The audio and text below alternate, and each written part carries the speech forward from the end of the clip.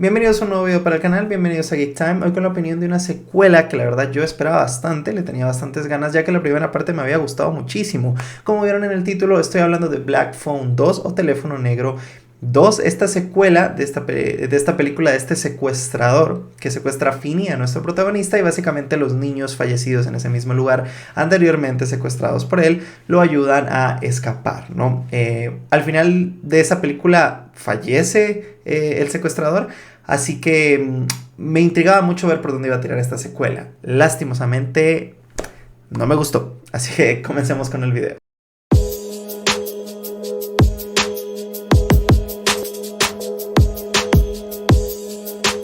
Bueno, voy a empezar por lo positivo, porque la verdad que aunque la película no me gustó, no es un bodrio, no es malísima. Y bueno, la verdad que hay cositas muy buenas que rescatar. El hecho de que siguieran nuestros protagonistas va a chocar un poco con algo que voy a decir no negativo, pero la verdad que Finney me gustó la evolución que le dieron al personaje, a nuestro protagonista, lo traumático que quedó por los eventos de la primera película, que nunca va a poder soltar lo que le pasó del secuestro, porque la gente se lo vive recordando y de hecho ahora siente que tiene que mostrar cierto nivel de autoridad sobre los demás para que vean que él es valiente y es fuerte y realmente hizo lo que hizo, porque incluso hay gente que no cree que sea él el que escapó del secuestrador, ¿no? Entonces me gustó mucho esta evolución que le dieron de niño malo, pero que en realidad sigue siendo ese niño sentimental e inocente que vimos en la primera película, pero simplemente ahora en la secuela necesita un escudo, necesita algo que lo proteja, y eso algo que lo proteja es su actitud de maleante, de que fuma marihuana, de todo esto, ¿no? Me gustó esa evolución que le dieron.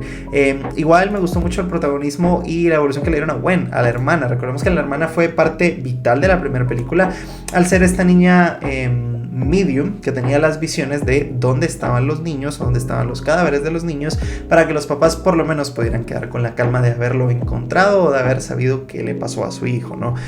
La evolución que le dieron acá también me gustó, y me gustó que fuera, ella es la protagonista de esta secuela, ya no es Finney, y me gustó, la verdad que la evolución que le dieron a estos dos personajes bastante bien. Ahora, atado al personaje de Gwen, otra cosa que me gustó mucho fue esta vibra de película de terror ochentera que nos mostraban con los sueños de Gwen, con las visiones que estaba teniendo más Gwen. Igual que en la primera, ¿no? Pero en estas son más frecuentes. Entonces me gustó. La verdad que eso me gustó bastante. ¿Por qué? Porque hay un cambio cinematográfico de fotografía, de estilo, cuando nos están mostrando las pesadillas o los sueños o las visiones que tiene nuestra protagonista. Se vuelve como un efecto, no sé si fue efecto o realmente fue grabado con cámaras de ese entonces, lo desconozco. Por cómo está editado y cómo está grabado, estoy casi seguro que fue un efecto el que le pusieron a la película en edición. Pero sea como sea, me gustó mucho esta vibra de película de Elm Street, de película de Freddy Krueger. Así la sentí yo, ¿no? Y yo creo que eso es como el homenaje que quería hacer y les quedó genial. La verdad que eso me gustó mucho, cómo se veía, cómo se sentía, que habían cosas que no se escuchaban en el sueño, pero que se debieron de haber escuchado. Muy, como dije, muy pesadilla en Elm Street, y me gustó. La verdad que me gustó bastante, me recordó mucho a esa época de Freddy Krueger, ¿no? A esos sueños de Freddy Krueger, a cómo funcionaban, cómo funcionaba el mundo de los sueños, cómo se podían manejar, qué podían hacer, qué no podían hacer, y sobre todo de cómo se veía visualmente me gustó. Otra cosa que me gustó de la película, hablando de lo visual, es el gore, la sangre. Acá tenemos muchísimo más gore que en la primera película, y eso que la primera película ya era sangrienta, y me gustó. La verdad que me gustó cómo está realizado, cómo está puesto. Es un gore con niños, así que eso siempre va a ser más sensible al público, y funciona, la verdad que funciona muy bien, y hay un par de escenas gore que me gustaron bastante. Lastimosamente, eso fue todo lo positivo que tengo que decir sobre la película.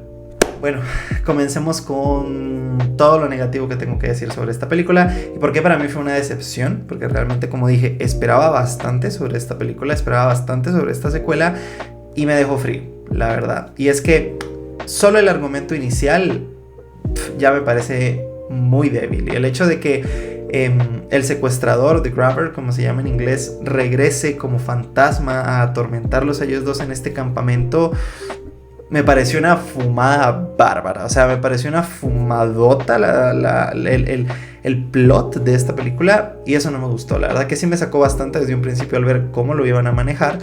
Yo tenía las sospechas de que él iba a salir como fantasma o les iba a hablar en algún momento, pero no creí que fuera a ser tan invasivo o tan agresivo, de poder atacarlos y prácticamente casi matarlos como si estuviera vivo. Y de hecho que a él lo matan al final de la película otra vez siendo un fantasma. Entonces siento que no tiene sentido, la verdad. O sea, el plot de esta película se va a Cuenca, la verdad, porque una opinión que yo tengo, que es justo lo que dije, que iba a chocar un poco con lo de que me gustó la evolución que le dieron a los protagonistas, es que esta secuela te la vendieron como el origen de la máscara, ¿no? Como el origen del villano.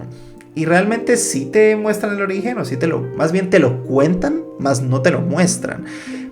Medio hay un diálogo donde hay un personaje que dice que sí, que el The Grabber, antes de ser el famoso asesino, le gustaba era bueno patinando y le decíamos tal apodo no me acuerdo cómo era el apodo ahorita, pero porque siempre tenía un cinturón de cuero y como si fuera un vaquero. Una descripción pedorrísima, la verdad, y eso es todo lo que tenemos del origen del personaje. O sea, lo único que tenemos del origen es ese diálogo y que evidentemente sabemos que ese fue su primer asesinato, el de los niños, y por eso regresó ahí una vez murió, porque así se podía alimentar del miedo, muy a lo It, alimentar del miedo de los niños para que su espíritu siguiera fuerte y con vida y poder hacer lo que él planeaba hacer. No me gustó. Básicamente, o sea, siento que si querías mostrar el origen, hubieras mostrado el origen de verdad del origen, o sea, te hubieras ido a esa época. Y a mí me hubiera gustado mucho que esta película fuera una precuela incluso de Black Phone y mostrarnos realmente cómo fue el descenso a la locura y al asesinato y a todo lo que hizo el personaje, lo que lo llevó a ser como fue en la primera película, porque te lo quieren vender así, sí, pero al mezclarlo con los anteriores protagonistas y que ella tenga las visiones y así nos vayan contando los orígenes. Es un despelote, uno de los puntos.